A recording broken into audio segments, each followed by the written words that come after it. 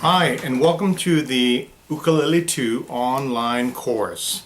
Today we're going to be doing the chord cog exercise review as well as the dampening strum exercise. And this should be a review for most of you. However, if this is your first time being introduced to the chord cog exercise, please keep in mind that you want to do this every time before you play, practice, or do the lesson.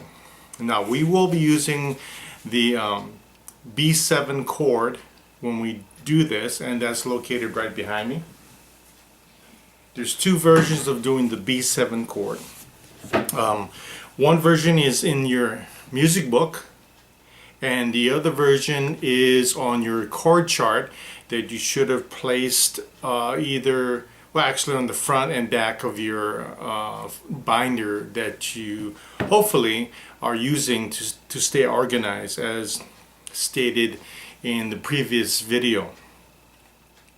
We'll be also talking about the dampening strum exercise that will help you to find your strum zone, and then we'll go through it together. Now, once again, you want to do this before every single time you do your playing or exercise or lesson. Here we go. So we're going to start off with the B7 chord, and the chord cog exercise. What you want to do is you want to deaden the strings with this hand, your right hand, so there's no sound. And then you want to make the chord your left hand, and you're just basically making the chord. So as you can see here, we're going to start with this B7 chord here. That's the version in your music book, and I'll do it so you can see that the fingers are located here. Okay. So since if you need to, please pause the video, go get your music book so that you can see the diagram of the B7 chord. Okay. Keep in mind that the first string right down here, the first string needs to ring out. Okay, but don't play it. We're just doing the chord cog exercise. So when we're doing the chord cog exercise, please take note. You want to put this chord into your memory. You want to look at it, you want to see it, and you want to feel it. All of this you want to memorize. So I'm pressing, and then I'm relaxing. I'm pressing, and then I'm relaxing. Pressing, relaxing. I'm still looking at the chord now. Okay. Now what I'm going to do is, once I'm comfortable with the shape of the chord and the formation of the chord, I'm going to press, hold it down. I'm going to close my eyes, okay, and imagine seeing the chord in my mind as I saw it on the fretboard of the ukulele. Then I'm going to relax. My eyes are still closed. I'm pressing it down. Relax. And notice that my finger never leaves the string. Never leaves the string. So I'm pressing and I'm relaxing, and never leaves the string. Now after you do it a few times with your eyes still closed, you know that you're on the chord because you never left the string. Okay, what you want to do is press and then lift a little off the string. Press, lift a little off the string with your eyes still closed. Okay, and you're seeing this. You're feeling how the fingers feel on the fretboard and strings. Press, relax. Okay, now go ahead and open your eyes, and you should be on the chord. Okay, if you're not on the chord, then go ahead and go back and take it slower. Once again, make the B7 chord and just look at it, memorize how it feels, the formation of your hand, okay, where the thumb is, how your fingers are curved. Okay, we're going to move on. The next B7 chord over here, and that chord is located on your chord chart. So go, and what this line means right here means a bar. Okay, first finger, second finger down, only two fingers. First finger is a whole bar on that second fret, see? And then second finger right on down on that third string. Okay, that's how you're playing. Okay, now we're not going to play, we're going to keep the strings dead. We're going to press and then relax. Visualize the chord, the B7 chord, as you press the strings down, how it feels on your fingers, how the formation feels of your fingers and even the placement of your thumb. Sometimes, if you know, my thumb might be on the lower half of the neck. See, lower half of the neck. Okay, so this is the chord cog exercise. What you're doing is, before you even try to play, is you're looking at all your chords.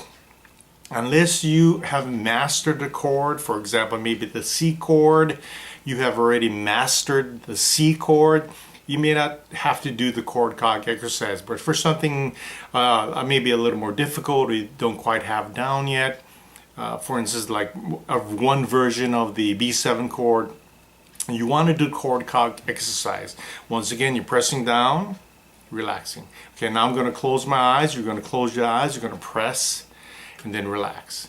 Press and then relax. And then you're going to keep your eyes closed. You're going to press. You're going to lift a little bit off the strings. Then press down. Lift a little off the strings. Press down. Lift a little off the strings. Keeping your eyes closed this whole time. Okay, and press down. Okay, open your eyes. Look at the chord. It should be exactly the B7 chord. If it's not, go back and try it again from the beginning. In other words, make the B7 chord, look at it, memorize it, relax it, press it down, look at it, memorize it, and then when you start getting comfortable, close your eyes and go through the process again. You want to go through the process of pressing down and relaxing, then eventually pressing down and lifting a little off the strings. The farther you can lift off the strings and put it back onto the right positioning of the chord, the better you have the chord mastered. This chord cog exercise roughly takes about maybe 1 minute, maybe 2 minutes. So I strongly suggest that you do the chord cog exercise every single time before you play, before you do the lesson exercise. Always do this. This will totally cut your learning and learning curve time in half. So please do this. Next thing that you want to remember is the dampening strum exercise. Dampening strum exercise. Okay. So all this is holding the strings dead with your left hand. Okay. The chord hand, and with your right hand, what you're doing is you're basically finding your position where you're comfortable. You got your finger down and you just somewhere on the fretboard, and you just want to do this just to get comfortable. But basically, your dampening strum exercise, your finger that you're using to strum or fingers that you're using to strum should always be the same place wherever it is. Okay, so every time you pick up the ukulele, it should be roughly the same place. So if you notice that you have kind of already mastered, or you have kind of found your position, you won't have to do it so much. But if it varies more than, let's say, 3 frets, okay, then I'd go back and at least try to find it. The goal is to do dampening strum exercise within 1 fret. Okay, just find out where it is and do it within 1 fret. Do it slowly at first, then speed it up. Okay, just being comfortable. Okay, now be sure that you do these 2 exercises every time before you play or do a lesson. Every single time. Now, like once again, if you are a returning student, this should be a review for you. If you are not a returning student and would like to contact me, by all means, feel free to contact me at buenoukulele@yahoo.com. Okay, once again, this shouldn't take too long. It's just a review. Those are your 2 chords up there, B7. Try to work with that and make sure that you understand this exercise pattern before you move on, and we'll see you at the next lesson.